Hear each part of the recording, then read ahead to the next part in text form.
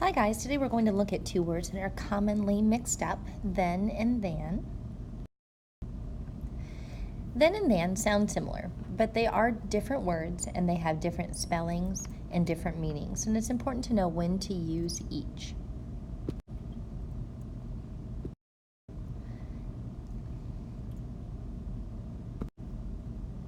Than is a subordinating conjunction and is used to make comparisons. Spike is smaller than Rex, comparing my cats, Spike and Rex. That's true.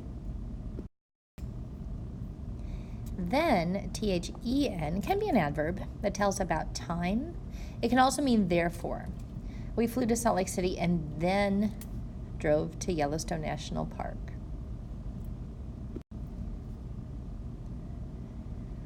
So in our two sentences here, let's decide which version of then and than we need. We first saw Mammoth Hot Springs and then visited Old Faithful. Other geysers are taller than, this is comparing Old Faithful and other geysers, but its eruptions are much more predictable. When it's making comparisons, use than. When it's talking about time or therefore, use then.